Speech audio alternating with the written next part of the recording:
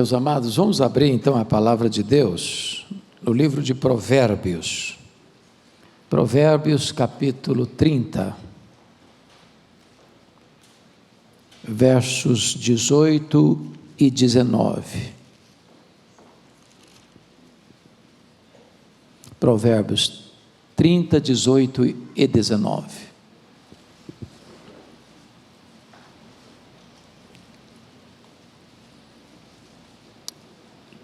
Está escrito assim: há três coisas que são maravilhosas demais para mim.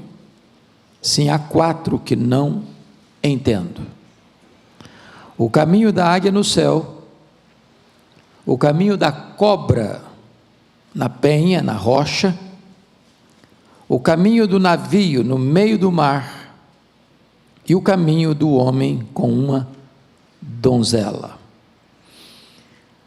Baseado nesse texto, eu quero então conversar um pouco com vocês sobre casamento, um mistério divino. Alguém tem dúvida disso?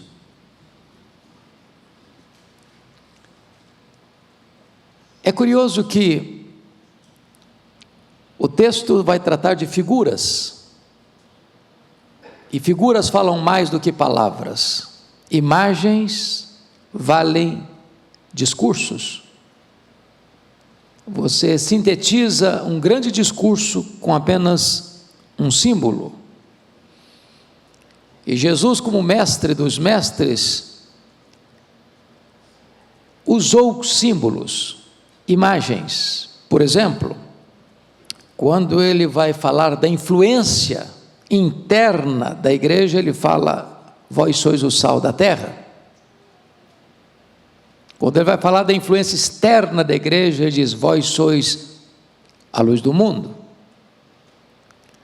Quando ele vai falar do mal que se aninha sorrateiramente, ele diz que é como fermento, pouco de fermento leveda a massa toda. Quando ele vai falar de humildade, ele não faz um discurso, ele pega uma criança. Quem não for como essa criança não pode entrar no reino de Deus. Quando ele vai dar uma ilustração sobre ansiedade, ele diz: olhe para os lírios do campo, observe os pássaros, eles não semeiam, eles não colhem, e Deus os sustenta. E assim, esse texto também vai usar imagens e figuras. Isso porque o casamento não é a união de dois iguais. O casamento é a união de dois diferentes e até opostos. É por isso que é um livro escrito com o título Os Opostos se Atraem. Você já pensou uma pessoa calada casar com uma pessoa quase muda? Ou uma falante demais casar com outra extremamente falante? Ou os dois são explosivos, não tem nenhum para dar uma equilibrada? Dr. John Gray escreveu algumas obras, e uma delas ele diz: o homem é de Marte, a mulher é de Vênus. Um outro livro dele ele diz: por que é que os homens mentem e as mulheres choram? Há uma outra obra que diz: por que é que os homens fazem sexo e as mulheres fazem amor? Obviamente, para descrever as peculiaridades do ser masculino e do ser feminino. Walter Trobisch, no seu livro Eu Amo Você, conta uma lenda muito interessante. E ele conta essa lenda baseado no primeiro casal, Adão e Eva.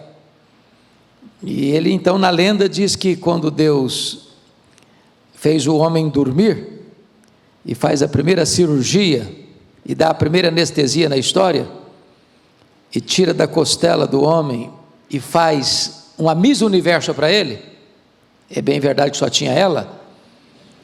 Entretanto, ele fica extasiado, e diz a Bíblia isso, né? Esta sim, afinal, é carne da minha carne, osso dos meus ossos. Aí começa a lenda do Walter Trobisch, e diz que Adão então foi muito, muito feliz para casa, exultando de alegria.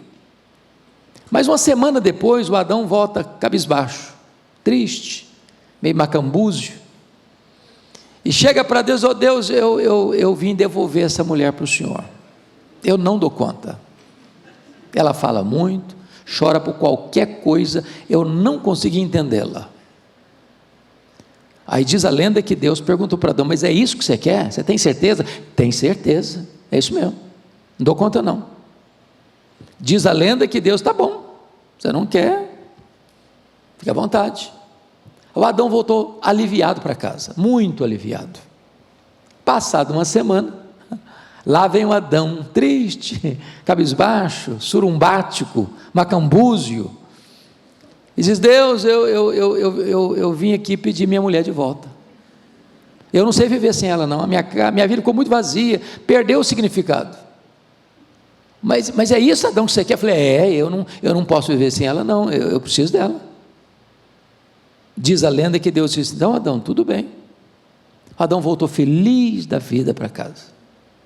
Passada uma semana, lá vem o Adão, triste, macambúzio, surumbático.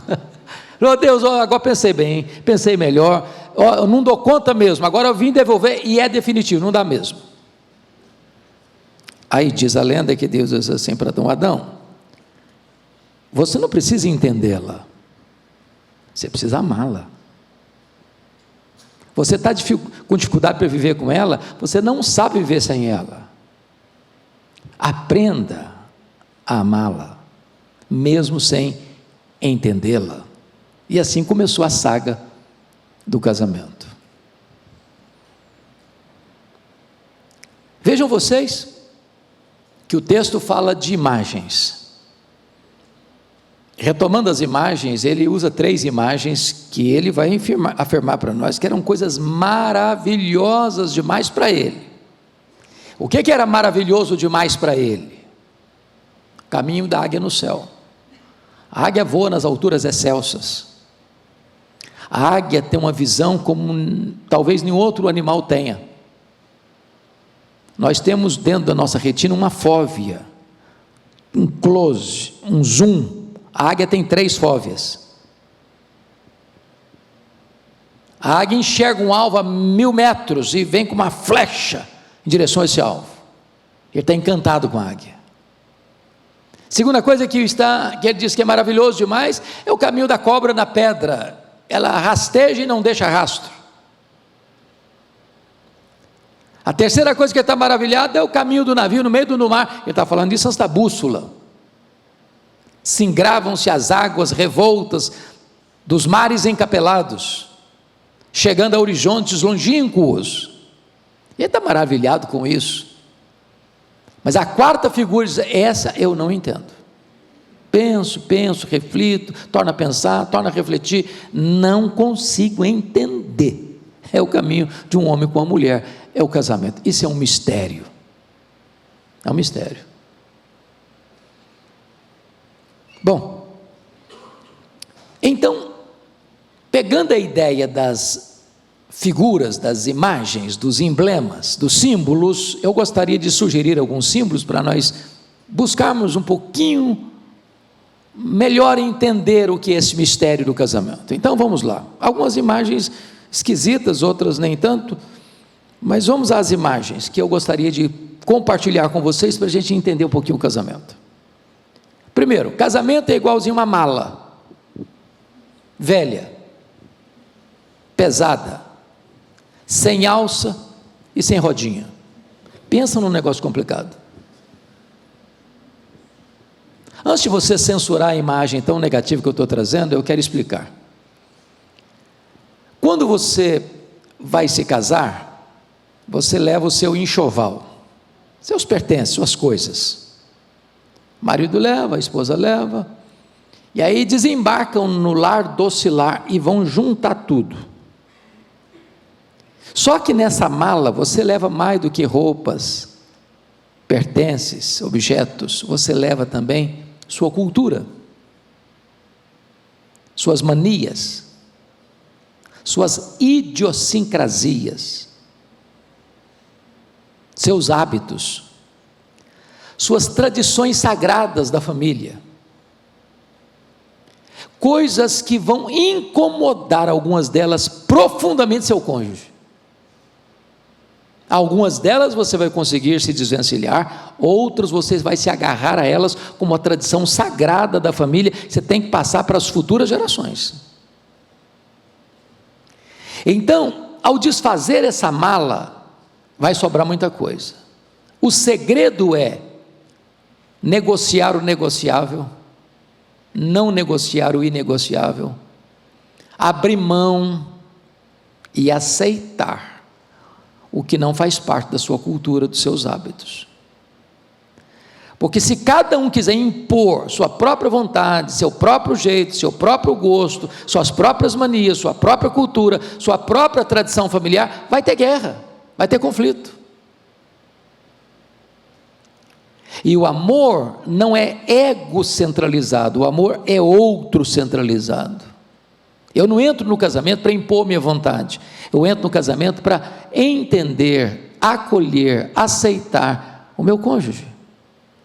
E é nessa reciprocidade que nós encontramos o denominador comum da felicidade conjugal.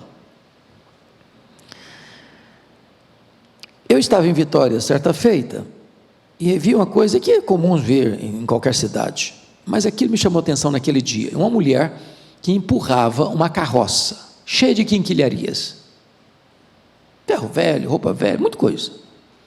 Mas o que me chamou a atenção não é o fato dela estar empurrando aquela carroça, é de estar empurrando aquela carroça como se ela estivesse empurrando as coisas mais importantes da vida dela. E eu fiquei imaginando que todos nós empurramos uma carroça, dos nossos hábitos, das nossas manias, da nossa cultura familiar, das nossas tradições sagradas, entre aspas. E ai de quem tocar nessas relíquias. Então, qual é o nosso papel? O nosso papel é aceitar o nosso cônjuge, renunciar a muita coisa, adotar coisas que talvez você não goste, mas você vai conviver, para que a relação conjugal seja mais fácil e você possa entender um pouco melhor. Vamos a uma segunda imagem. O que é casamento? Casamento é igualzinho uma conta bancária. Quem tem conta bancária aqui, levanta a mão. Todo mundo. Conta bancária. Para você ter uma boa conta bancária, o que é que precisa ter? Saldo. Saldo. Para ser uma boa conta bancária, você tem que depositar mais do que saca, certo? Se você tentar tirar mais do que tem lá, o que vai acontecer? Sua conta vai ficar no vermelho. E ao ficar no vermelho, você vai pagar juro. E se você continuar no vermelho, daqui a pouquinho eles vão fechar sua conta. Ou daqui a pouquinho seu nome vai para o SPC, o Serasa. Daqui a pouquinho você perde o crédito na praça. Daqui a pouquinho seu nome está mal falado como mal pagador. Daqui a pouquinho você está encrencado. Agora, se o casamento é como uma conta bancária, o que significa isso?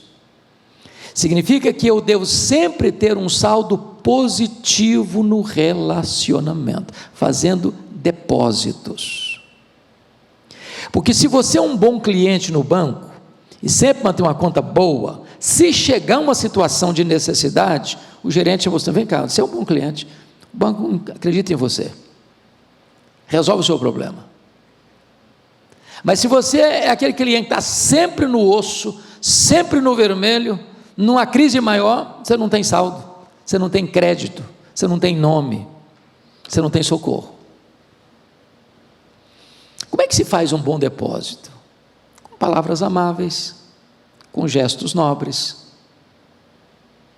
com posturas generosas. Porque o que destrói um casamento, irmãos, não são os grandes problemas, são os pequenos problemas acumulados.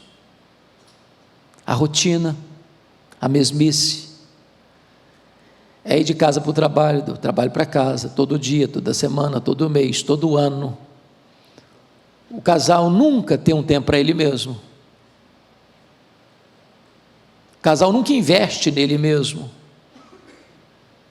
nunca saiu para ir num bom restaurante, e se não tem dinheiro para ir num bom restaurante, vai comer cachorro quente na esquina, vale do mesmo jeito. E se não tem nem dinheiro para sair para comer um cachorro quente, faz uma boa pratada de pipoca e senta lá no sofá. Não é o que você tem. A Bíblia diz que um prato de hortaliça onde tem amor é muito melhor que um banquete onde tem ódio. E você surpreender seu cônjuge, por exemplo, marido levando um buquê de flores para a esposa, sem ser aniversário dela, sem ser aniversário de casamento. Ou de você passar numa loja e dizer, ó, lembrei de você, e não é o valor do que se dá, é o sentimento que se põe. O que é muito comum você escutar, e o pastor Arival é testemunha disso, e tem pastores aqui no nosso auditório e sabem disso, é que às vezes as pessoas só acordam depois que estão perdendo. Hoje eu recebi um e-mail enorme, de um jovem que o casamento está acabando. Quando ele acordou, parece tarde, a pessoa não quer mais. Então valorize, fazendo bons depósitos, mantendo saldo positivo na conta, para que essa conta nunca chegue no vermelho, e essa conta seja encerrada.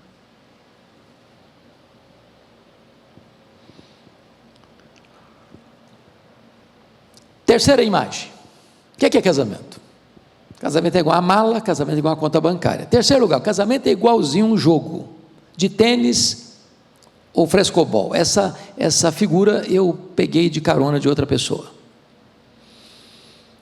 E vocês bem sabem que é igual um jogo de tênis ou frescobol, e o tênis e o frescobol são duas modalidades esportivas parecidas em algum aspecto e diferentes em outros aspectos. O que é parecido no tênis e no frescobol? São dois jogadores, duas raquetes, uma bola que vai, uma bola que vem. Isso é a mesma coisa. Qual a diferença? A diferença é que no frescobol você joga com um parceiro, no tênis você joga com um rival. No frescobol você joga para ter um tempo gostoso juntos, de comunhão. No tênis você joga para vencer o outro. No frescobol, se a pessoa te devolve uma bola quadrada, você se esforça para devolvê-la redonda. No tênis, você aproveita o erro do outro para lhe tirar da mesa ou da quadra. Casamento não é competição, casamento é cooperação.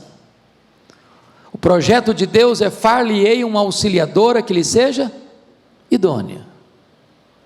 E a ideia é aquela que olha nos olhos, aquela que é coigual, ela que é aquela que está do lado.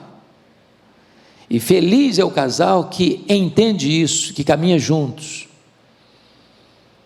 O marido às vezes acha que pelo fato de Deus o ter colocado como cabeça, que ele toma as decisões sozinho, sem pedir conselho, sem compartilhar com a esposa, e às vezes a esposa é a última a saber as decisões tomadas.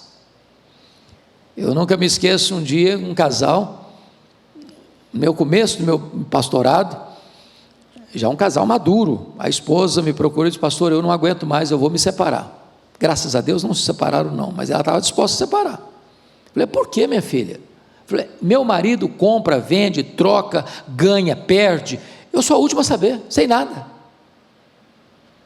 É como se eu não existisse, como se eu não tivesse nada para contribuir. Então, o casal precisa, o ônus da decisão é do marido, mas é sábio o marido que escuta a esposa. Até porque se acertou, os dois acertaram, se errou, os dois erraram, que se o cara errar sozinho, ele vai escutar, a não ser que na sua casa seja diferente.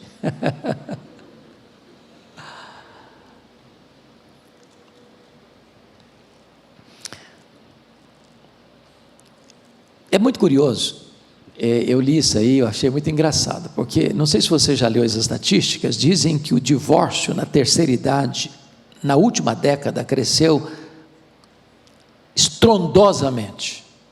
Você já parou para perguntar por que o divórcio está crescendo na terceira idade?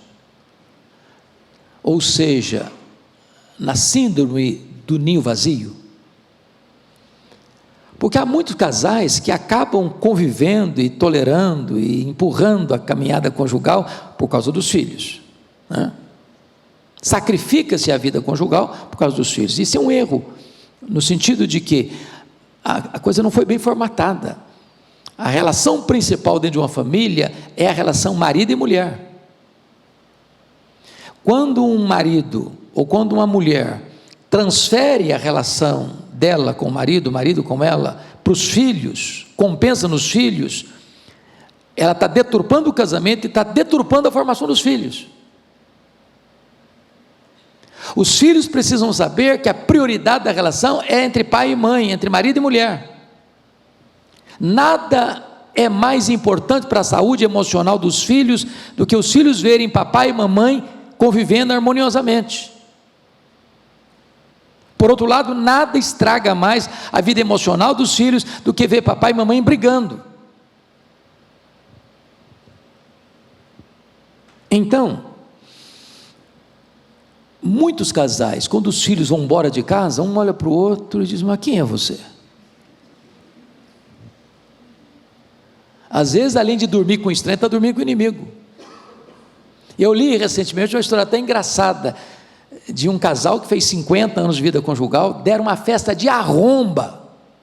No dia seguinte, a dona, com seus 70 e levar fumaça, arrumou a malinha e rachou fora de casa. Vamos embora. Por quê? Porque a relação conjugal não estava construída em cima do casamento, mas estava construída sobre os filhos. O casal se casa, os filhos chegam, os filhos vão, e o casal fica. O casal fica. Então, construir a relação familiar em cima dos filhos é um problema, porque no dia que os filhos forem embora, o casamento fragiliza. Então, casamento é frescobol, viu gente? Nada de tênis. Ok. Vamos a outro quadro, outra figura. O casamento é igual, o casamento precisa, melhor dizendo, de olhos abertos e ouvidos atentos. Olhos abertos, ouvidos atentos. Em que sentido eu estou dizendo isso? Quando Deus nos fez homem e mulher, Deus nos fez com características bem distintas. O homem é atraído por aquilo que ele vê. O homem já nasce com o farol aceso, farol alto. Não pense a senhora que seu marido não vai ver, ele vai ver. Ele é santo, mas ele vai ver. Se você falar para mim que não vai ver, você pode ir no médico que está com algum problema. Isso é inerente do ser masculino, ele é atraído pelo olhar. Já a mulher é mais atraída pelo ouvir. Ouvir. De vez em quando você toma um susto, você vê um cara feio que dói, casado com uma mulher belíssima, mas o cara tem uma boa lábia.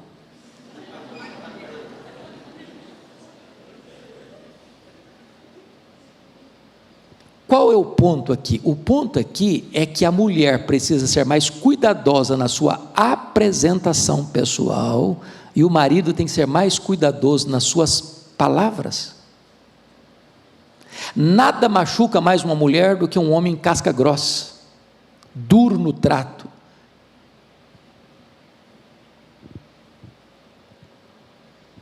Palavras ásperas, palavras duras. Então, quando o homem é doce no falar, é meigo no falar, é gentil no falar, é educado no falar, é polido no falar, isso é algo que agrada a mulher. E a mulher tem que ser cuidadosa na sua apresentação, inclusive dentro de casa. Porque imagine você, o santo homem está aí, na rua, trabalhando, aqui, ali, acolá, está vendo gente interessante toda hora, a todo momento. E ele chega em casa, a mulher está com um bobe na cabeça, parecendo um disco voador.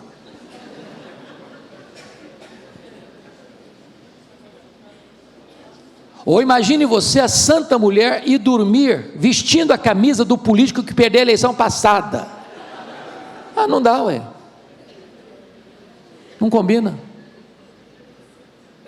Esse irmão pode ser um santo irmão de oração na igreja, mas o abençoado olha, ele é atraído pelo olhar. Pastor, mas isso não é espiritual, não. É muito espiritual. Então, um pijama de seda, um negócio chique, tem coisa melhor do que seda hoje, né? Seda está ultrapassado hoje, não está? É um santo investimento na sua vida espiritual. Porque tem homem também que vai dormir, que parece que o pijama dele é a lista de Schindler, é um negócio assim maluco, não dá, ué. Dá uma melhorada.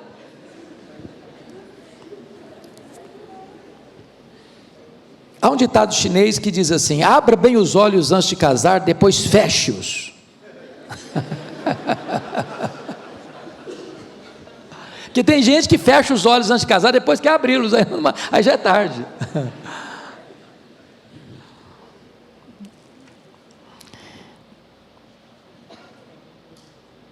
Tem alguns mitos que as pessoas às vezes acham.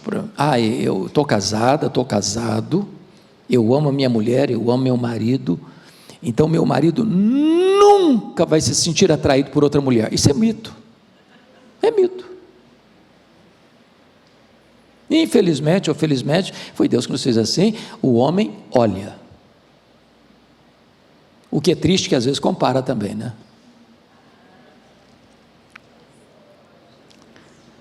Agora, conselho importantíssimo, isso aqui é vida ou morte, viu, gente? Nunca compare nem sua mulher, nem seu marido com outra pessoa, a não ser se for para dar uma levantada no moral do cara, ou da madame. Nada machuca mais uma pessoa do que o marido comparar a esposa dele com outra mulher, para elogiar a outra, e dar uma rebaixada na estima da sua esposa. Isso não se faz. Não se permite. Vamos a outra figura? Eu estou de olho no relógio. Cuide das primeiras coisas primeiro. Eu li esse livro em 2001, não estava em português. The First Things First, as primeiras coisas primeiro. O que é importante nisso? É que todos nós lidamos com o chamado urgente e importante. Tudo que bate à nossa porta tem o carimbo de urgente.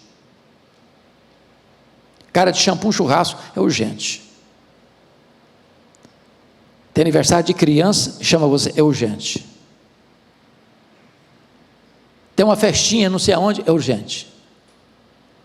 Os amigos de trabalho chamam para uma programação, é urgente. Mas nem tudo que é urgente é importante. O problema é quando você sacrifica o importante no altar do urgente. O que é importante? Deus é importante. Seu cônjuge é importante.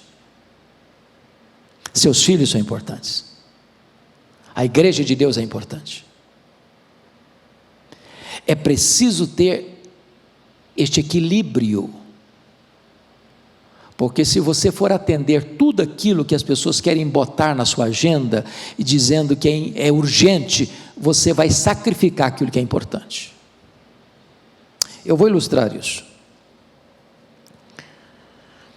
Certa feita eu recebi um casal no meu gabinete pastoral, e esse casal estava com 15 anos de vida conjugal. E eles tomaram uma decisão logo no começo do casamento: nós vamos trabalhar, ralar, dar o melhor, o máximo, para que em 15 anos a gente tenha um bom pé de meia e possa ter uma vida mais tranquila. E assim fizeram. O marido trabalhava das 6 da manhã às 4 da tarde, e ela saía de casa às 5 da tarde, chegava às 10:30 da noite. 15 anos. O rosto que cada um via não era do cônjuge. O perfume que cada um sentia não era do cônjuge. As palavras que cada um ouvia não era do cônjuge.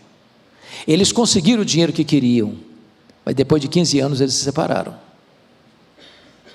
Por quê? Dinheiro é importante? É importante. Mas eles sacrificaram o importante no altar do urgente. O casamento é mais importante. Relacionamento é mais importante.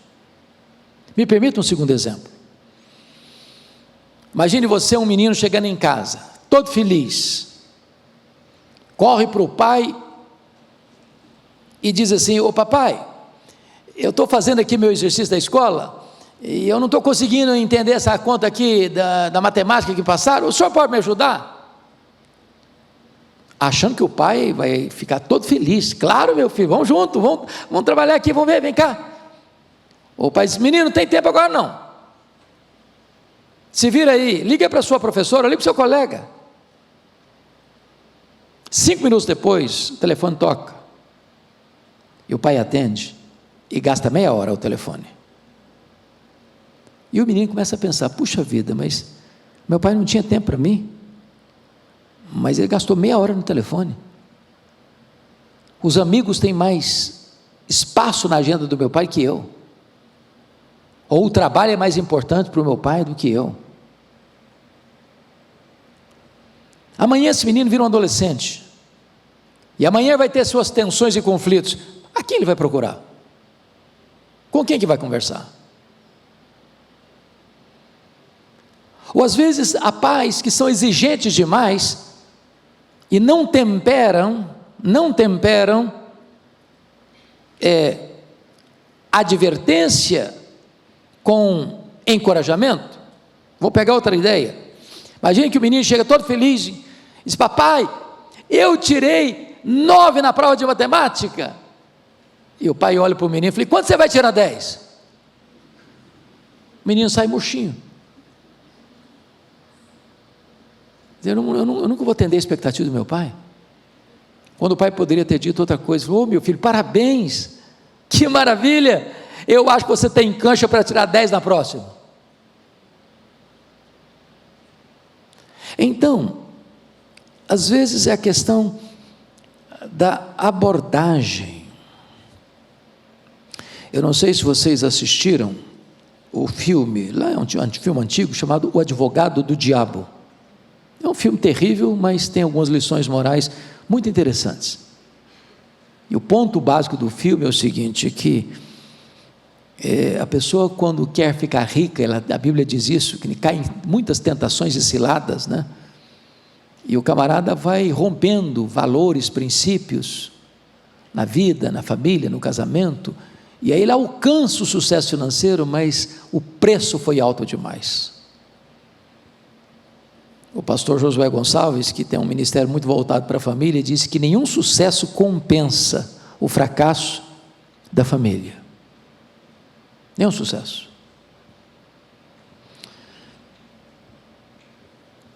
Eu fico olhando, por exemplo, a história do nosso irmão, que hoje está sendo lançado um livro aqui, né, pastor, do Davi, e o Davi construiu um império. Davi foi mais do que rei de Israel. Davi construiu um império e perdeu a família. E a sensação que eu tenho é que Joabe, por exemplo, tinha muito mais acesso a Davi do que os filhos dele. Se nós não construirmos isso, irmãos, o que vai acontecer é que o urgente vai tomar o lugar do importante. E depois nós vamos chorar por essa falta de prioridade. Mas me permita mais uma figura, e eu paro aqui. O mito da grama mais verde. Alan Peterson escreveu um livro fantástico com esse título, O Mito da Grama Mais Verde. E essa sensação é comum no ser humano. A gente sempre pensa que a vida do outro está melhor que a nossa. A casa do outro é mais arrumada que a nossa. O carro do outro é mais potente do que o nosso. O cônjuge do outro é mais interessante do que o nosso. O jardim do outro está mais verde do que o nosso. O pomar do outro tem frutas mais doces do que o nosso. E aí a gente entra com aquela situação da Eva, de um espírito de insatisfação. O jardim já não é jardim mais, é uma prisão. Ou a gente entra com aquele sentimento do pródigo, a casa do pai já é chata, o negócio é lá no país distante que a coisa está rolando. De repente você não está feliz com a sua casa, você não está feliz com o seu carro, você não está feliz com a sua profissão, você não está feliz com o seu salário, você não está feliz com a sua mulher, você não está feliz com o seu marido, você não está feliz com os seus filhos, você não está feliz com a sua igreja, porque há uma insatisfação dentro de você, e você acha que o outro é que tem o melhor, e aí a gente começa a esticar o pescoço, para olhar por cima do muro.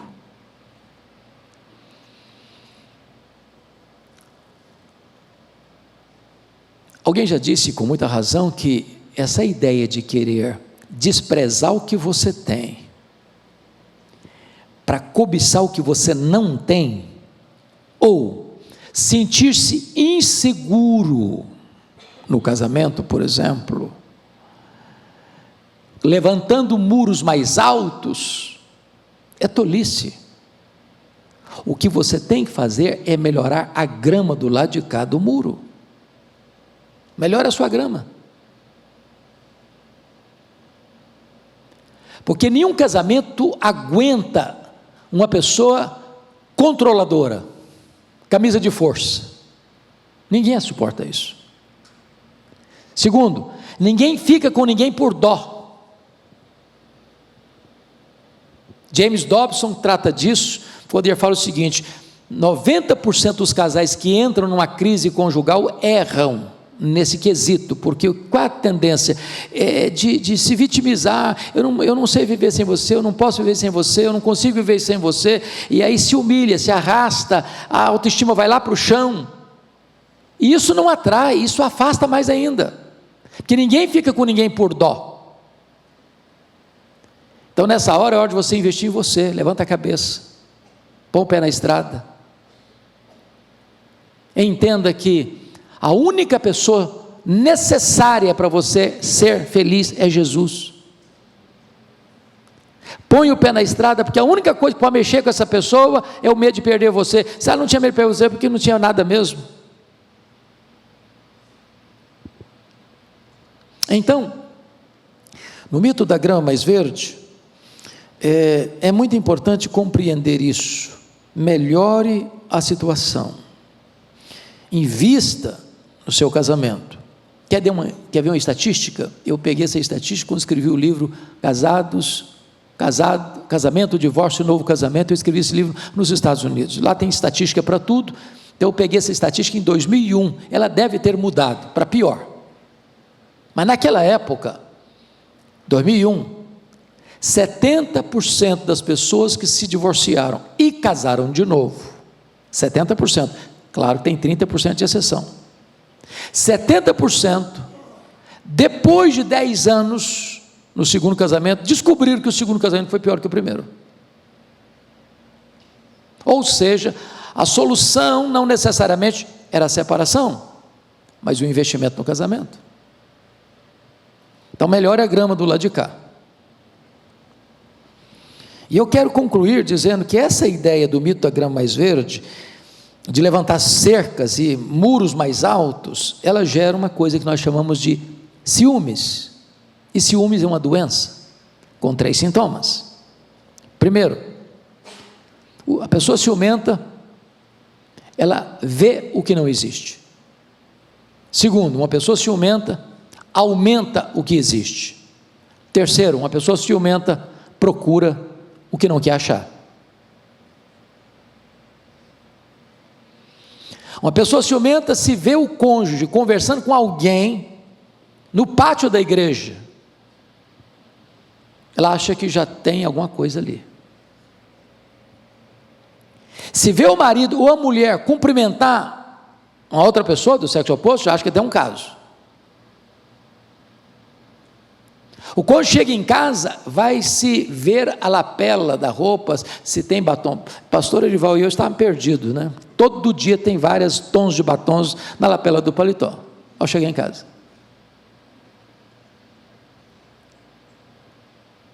Vai olhar o celular para ver se tem algum telefonema, não sei para quem.